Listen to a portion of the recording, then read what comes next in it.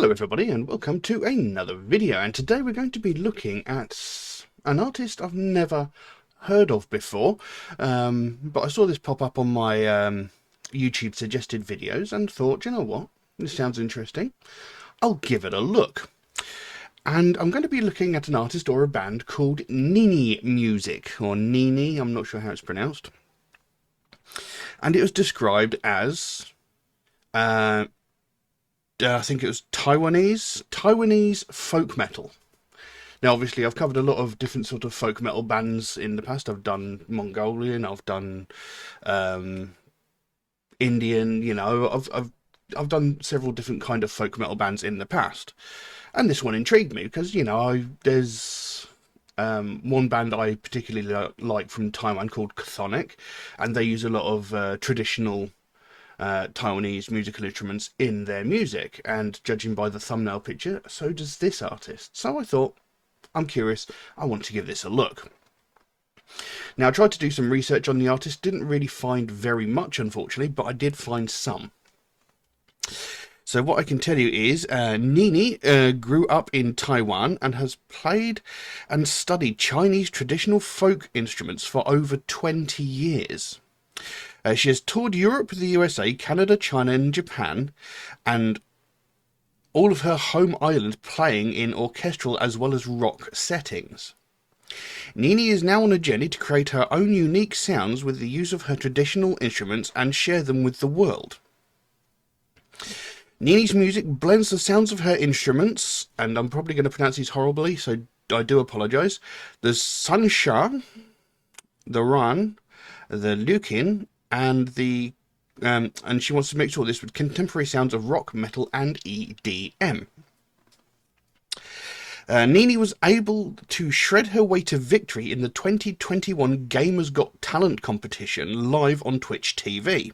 She played a mashup of 3 songs on 3 different instruments in less than 3 minutes. That's quite impressive. And this won over the judges and completely blew away her competition. So far in 2022, Nini has partnered with Twitch and released her new album Legends, and has a Japan and full USA tour planned for the fall, or autumn, if you speak properly. I'm just teasing. She is also collaborating with USA-based Blackworm Instruments to make the first of its kind electric lute hybrid, dubbed the Daoyu. So there you go. Now, we're going to be looking at a track called LongMa. I've not been able to find any lyrics for it. I don't even know if there are any lyrics or vocals to go with the track. I don't know if it's just instrumental or what. I don't know. So we're just going to be simply going by the track itself. So I'm very curious about this. So shall we just jump straight in and have a look? So, LongMa by Nini Music. Let's have a look.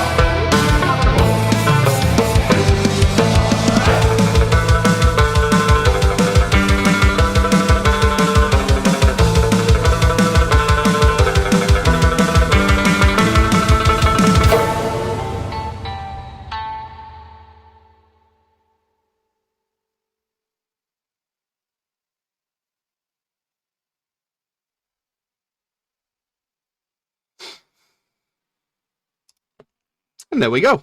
LongMa by Nini Music.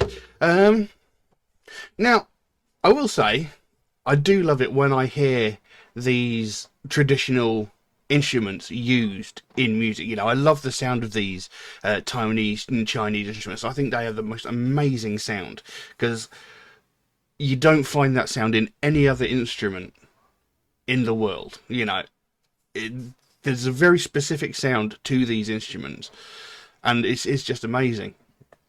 Now the music stuff, it was quite good. It wasn't as dense, if you get my meaning, as I feel it could have been. You know, that I feel there could have possibly been a bit more depth. Now that being said, a lot of these folk metal fusion bands, they have the metal sound, and then they have the sort of hints of, you know, they have the elements of their traditional music sort of adding to it. Whereas in this piece of music, the traditional instruments are right at the forefront. I mean, The Who, for example, they do use a lot of the like the traditional instruments, and they are quite at the forefront. But there is a lot of other music around it as well, from things like electric guitars, drums, etc. And that, you know, there's quite a densely populated piece of music. And you've got bands like Bloodywood, for example. There's a lot of electric guitars, there's a lot of drums, but there's hints of their traditional instruments. You know, they don't play really a dominant part in the music. They're just sort of there to add embellishment to it. Whereas, again, this piece of music, the traditional instruments are the main part of the music. But I do feel the piece of music may have been a little bit on the thin side. But I mean, it still sounded really good because, again, I do love the sound of that instrument, and you know, from what I can understand, it's just her. You know, for all I know, she's programming the drums in the background and, you know, adding all the other instruments to the piece of music. So for all I know, she could be doing the whole thing by herself. I'm not sure. And, you know, like I said, sounds good, but I do feel that it could have a bit more density to it. Her other pieces of music might be quite different. I don't know. I've yet to find out. But yeah, it's, you know, I always like trying to find and discover new and interesting music. And I'll be intrigued to see where this artist's music goes from here. You know, the fact that they won a talent show by doing 3 pieces of music on 3 different instruments in 3 minutes is very, very impressive. So she's obviously a very, very talented individual. So yeah, I'm going to be looking out for more of more of her music to see just where it goes and how it might vary, because, you know, she's obviously using different instruments for different pieces of music. She might be using multiple instruments for one piece of music. It'll be intriguing to see. But yeah, not a bad piece of music. Not a bad piece of music at all. But yeah, I'm not really sure what else I can say on that, because, you know, it was, you know, there wasn't any lyrics to it.